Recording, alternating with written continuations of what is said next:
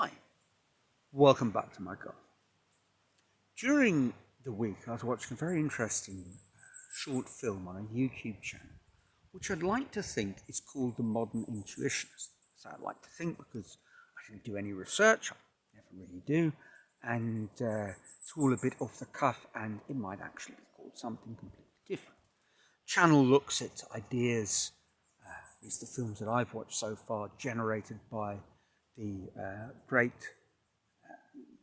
psychiatrist, psychoanalyst, psychologist Carl Jung, and the ones that I've seen are kind of float around topics of synchronicity, the hero's journey, things like that. Anyway, in this film, what they were talking about was the idea that we create a narrative of who we are, in part to solve a tricky problem. And the problem is this. The me, for example, that is talking to you right now, the camera, my audience, is completely different to the me that started recording these videos a few years ago. And indeed, and I'm not sure what the timeline of this is, but if you compare me to the version of me as a child, I'm completely different. I mean, not just different in terms of a deeper lying psychological state, but I'm literally completely different. The cells have all regenerated and changed. There's nothing about me that's actually the same. And yet I have a sense of identity. I am who I am. I'm still the same person. Deep down, you can't change who you are. Some people are fond of saying, well, you can and you do all the time. But that would be quite disorientating, unless, of course, you happen to be a dog. I mean, my dogs don't seem to face that problem. Dogs are simply, at least this is my take on it, they seem to be in the here and now.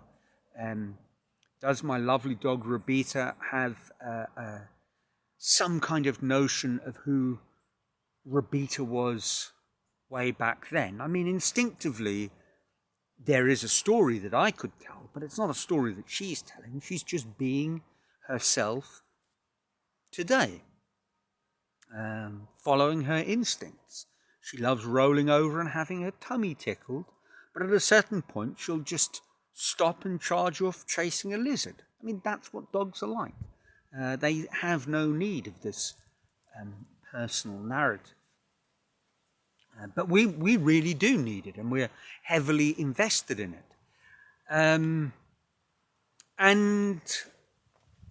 I think it's because we're heavily invested in it, that can cause big problems. If we think about other things that we become heavily invested in, imagine you start a business. You invest some money.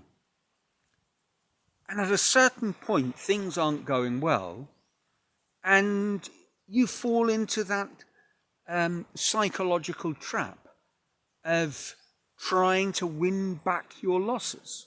And of course, you can't win back your losses. They're losses, they're gone.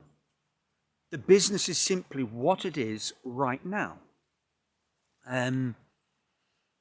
Your losses, well, that's history. What you can do is work out what is the best course of action right now. And I think this is an interesting way of rethinking, and the film sort of talks about this a little bit, not with that example, which struck me right now in front of the camera, rather like my dog at mealtime. Ooh, a bone, how nice. So I thought of it, and I hope it's worked. But the film suggests that, in fact, that whole narrative is a complete fiction. And consequently, we could invent a new one. And that's a very interesting idea. That you could change your identity simply by telling yourself a completely new story. It's easier said than done because we are, as I say, so heavily invested in the story we've been telling. It's carefully constructed. It's well rehearsed. And we've put a lot of energy into it. And we don't want that energy to go to waste. Although, as I've said, it's gone to waste or otherwise. In the grand scheme of things, of course, all the energy is heading in only one direction, a sort of downward spiral, death by entropy. But we want to fight against that, and our little personal story is our kind of one-man band battle against it. But you could tell yourself a completely different story. As difficult as that might be, sometimes it might require a kind of chance encounter. In this film, they talk about the idea of that I watched. They talk about synchronicity and how sort of serendipitous events, we draw from them an inspiration. We create a meaning around them. He uses some examples that are taken from the very interesting film Waking Life. And one of them, which I believe is based on a true story, or at least on a psychiatrist's account of someone who had lived an appalling life up until that moment. He'd struggled with addiction and alcoholism, and friends had committed suicide, and he found himself staring out the window of his high-rise apartment, thinking, I'm going to end it all now. And at a certain point he noticed a bird flying, and the bird flew straight towards the window, struck it, and died. And he took this as a sign, a sort of message from the gods, so to speak, and kind of immediately checked himself into rehabilitation, turned his life around, and made it all work. And the account of this story comes from a retelling by a psychiatrist that the gentleman is talking to later on in life as he continues with his lifelong process of recovery. So I guess these kind of serendipitous or synchronous events, we invest meaning in them, and sometimes it's very powerful in a symbolic sense, like someone who, perhaps purely by chance, is contemplating launching himself out the window when a bird launches itself into the window and sort of drives home the message of what is at stake. I read an interesting BBC sports story this week, and once again, alas, I didn't research this, so is the athlete's name Edozie? I can't remember, but it grabbed my attention because it was headline something like the world's fastest accountants. I thought to myself, that's going to be worth a read. And this guy, who is still a semi-professional, about to turn professional sprinter, has been working full-time as an accountant. And his story is fascinating. In his high school in, I guess, East London, London, England, that is, not East London, South Africa, he'd run at school in kind of the school sports events, done 100 and maybe 11.3, and that kind of resonated with me because that was more or less my time in high school. And then he'd given up athletics, he'd gone to university, he played football, sort of Sunday league football, One day he found himself with a friend watching an athletics event, club level sort of event. His friend said, I bet if you just put on a pair of spikes, no training at all, you'd beat these guys.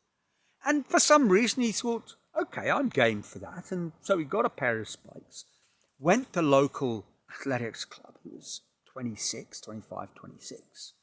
Started running. By the end of the season, he was running 100 meters in around about 10:05. And fast forward 5 years, as a 30-year-old, he's just beaten Marcel Jacobs, reigning Olympic 100-meter champion in a race in Europe, running 9.95 seconds for 100 meters, only the sixth Englishman to break the 10-second barrier. And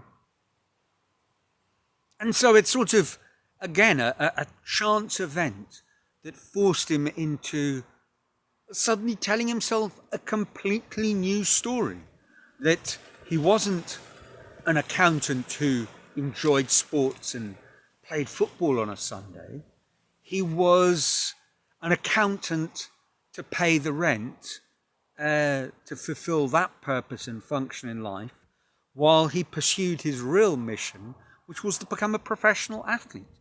And he did it at an age when most sprinters, for many reasons, would have retired. Indeed, a sprinter's peak kind of was pretty much mid-20s, and then it was downhill from there. Until one day, sprinters stopped reaching their peak at that age, and suddenly started telling themselves a new story, that they could carry on training, and it wasn't downhill from there. And now we have these fantastic stories of athletes well into their 30s.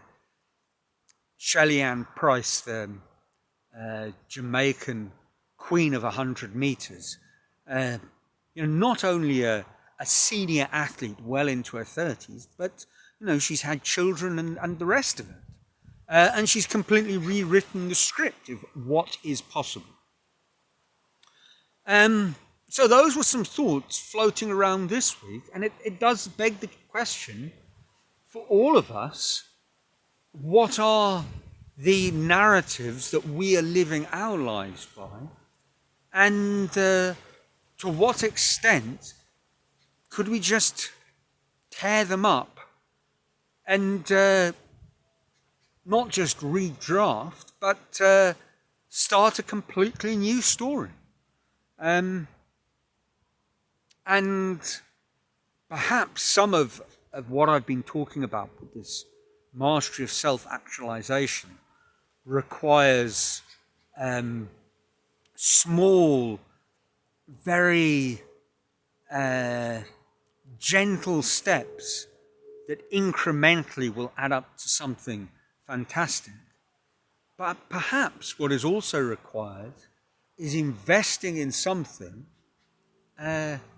and telling you, as I say, a completely new origin story of who you are, how you got to be, and why you are where you are today. And with that new story, who knows what might be possible. So that's it for this week. As always, I'd love to hear your thoughts. I trust your lives are filled with joy. And until next week, from a sunny Brazil,